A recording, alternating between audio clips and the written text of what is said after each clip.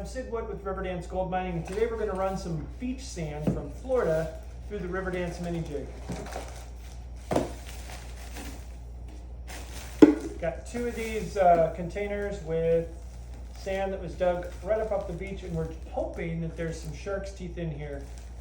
And we're going to find out what we can salvage from this. So I'm going to get these two out. And that was open a little bit. I have not looked through these yet, so I don't know exactly what's in here.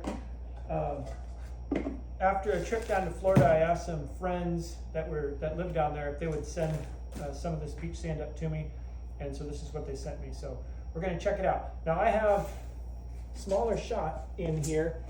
This is actually BB gun ammo, so it's about 1/8 of an inch in diameter. It is steel, so it's magnetic. That's how I'm going to separate it out from the sand. And we're going to see what happens. So I got my little demo table set up. And I have this plugged into AC power today instead of running off the battery. Now, my pump, the sump pump, is still going to run off battery, but I'm going to run the jig with this AC power adapter. So the plug-in is wired into the motor assembly, and then you just have an AC power adapter that you can plug into the wall or an extension cord. Makes it a little more versatile. So I'll go ahead and flip on the water.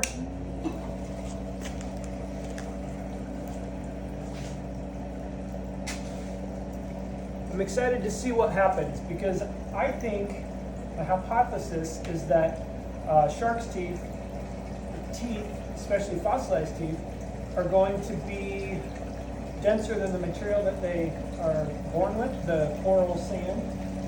I could be wrong, but in any case, I hope that they are, and that gets them a little closer to gem-like. One thing I forgot to do was to level this thing, and I think we're tipped a little bit. There's that.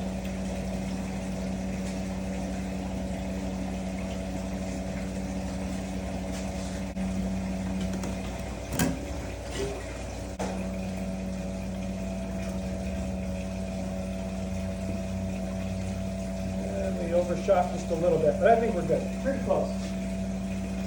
These machines are very forgiving as far as that goes. So, all right, let's go ahead and put the power on for the machine. Nice smooth action there. I'm just going to pour this in.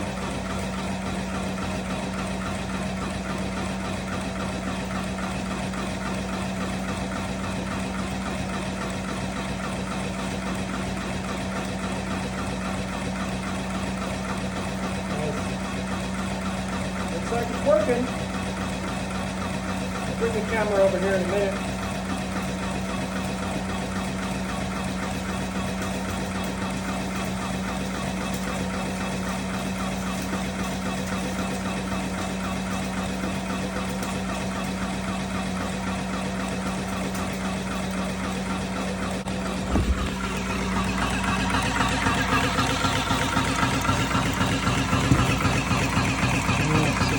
Bouncing that material up and down.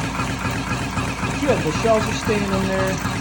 Some of them are going to be pissed off, some of them already might go to this side. When I dump more material in, it's of course going to slide out. But I put a lot of shot in there, hoping that it would take up space.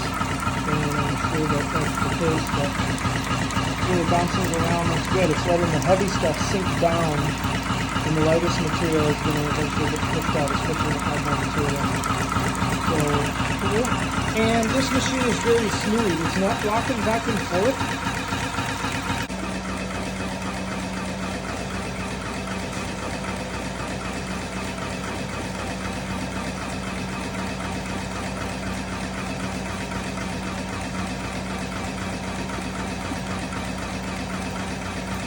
So my friends in Florida, Forrest and Betty, got me into digging for shark's teeth. What a cool activity, cool hobby. I really like it. We spend hours and hours. They have the setup. They've got wetsuits and everything in Florida most of the year. It's just right for that sort of thing. It's a little cold in the wintertime. Thank you to Forrest and Betty for bringing this. For filming Jimmy and me.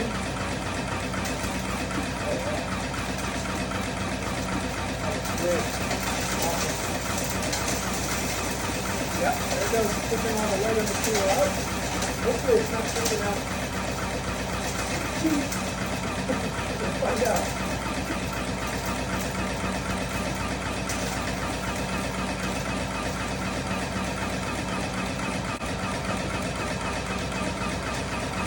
Oh, look at all the sand that went through. Check this out. So because there's no real heavy material, so the sand goes right through the screen. And this is a 30-mesh screen, so it helps the screen, but I think that's pretty cool. I'm curious to see if there's any heavies in there. We check it out. Okay. I think we've cleaned out about as much as we can.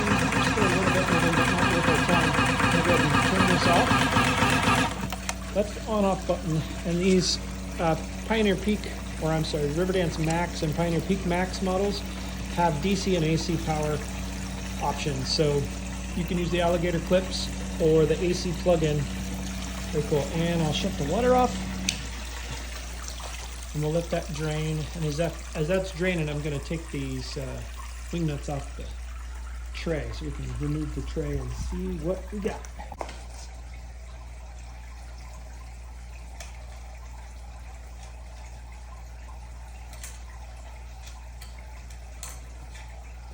From the Gold Cube guys, they have this golden rule classifier. It's really cool. You should check it out if you don't have one. It's a simple little container with screens in it to classify your material. Helps a lot with those heavy black sands. If you can classify everything out to similar sizes, then it's easier to separate the gold out because gold's heavier than the other material. Okay, I'm gonna pull the hose off. This out, dump it.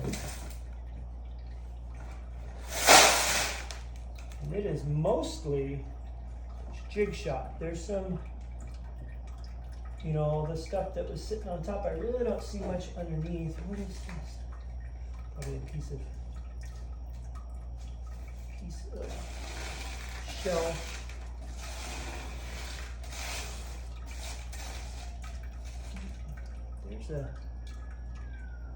That's either a piece of a fossilized shell or shark tooth.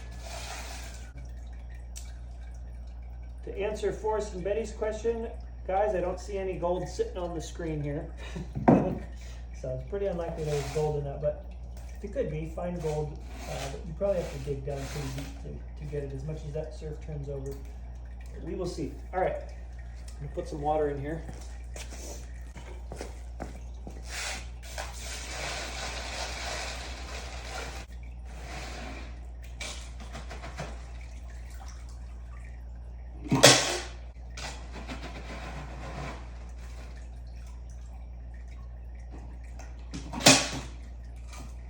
Picking up a little bit of stuff with it. Like that shark's tooth. Okay. One shark tooth so far in our oversized concentrates. It was trapped in the tray. It's a partial, but you should be able to see that. Pretty cool. And it's still pretty sharp there. Nice. There's one.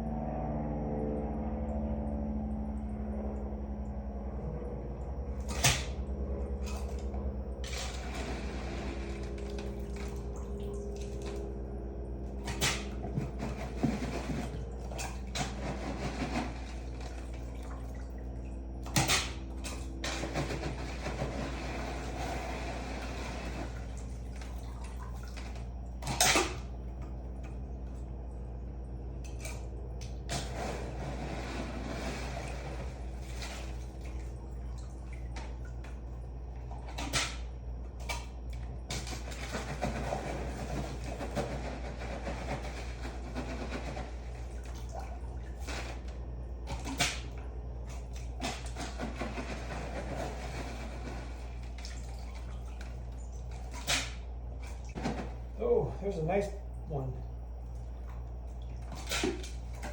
All right. Here's a good size shark's tooth there. Not bad. Is that a lemon shark or something?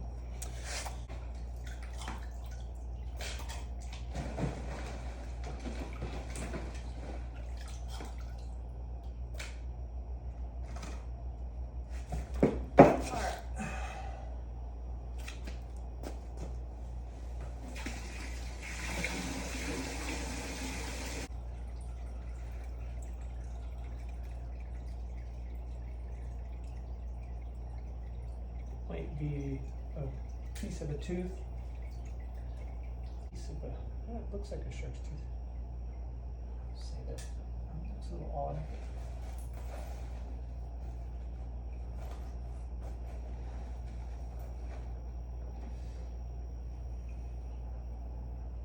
A piece of that stingray barb. That's what I was looking. That's what I was talking about. The other piece, stingray barbs. All right. So that's about it for teeth. And so we should, oh, there's another one, a whole one. It's very small, but it's whole. Cool, little bitty one. All right, so you might be, well, I'll show you these first.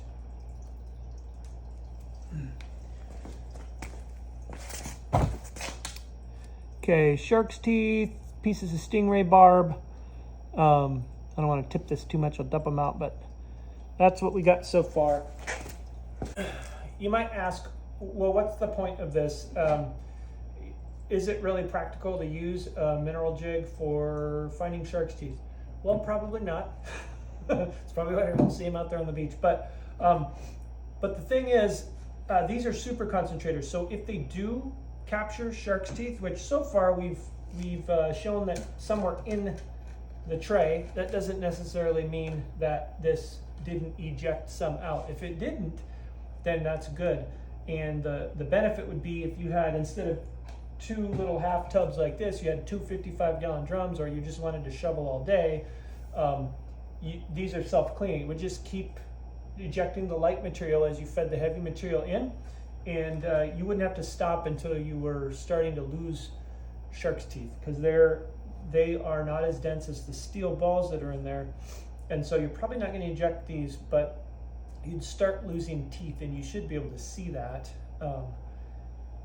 You should start seeing them on the surface of the tray. So anyway, same principle applies to gem mining and gold mining, any other precious metal or a precious gem. The greater the difference in the density between the target material and the material that it is surrounded by, the more efficient these machines are. I'm gonna go ahead and pan the concentrates just because that's cool. I think we should try it. And we'll check the tub underneath to see if there's any shark's teeth in there. Well, I don't know what this silver stuff is, but it's definitely heavier than the rest of the sand. And there are 1 or 2 teensy little pieces of gold in there too. That's pretty cool. This is only one little scoop. I've got more to pan, so I keep going. Look at that big guy right up there at the top. Who knew? That is so silly.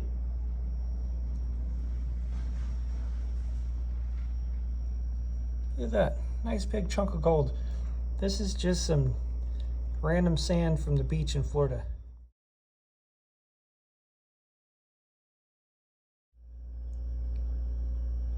Guys, this is the 3rd little scoop I did. This is starting to freak me out. There's a fair amount of gold in here. Can't wait to total it all up here in a minute and see what we got. Well, there it is. Several little pieces of gold. Who'd have knew? Who'd have thought?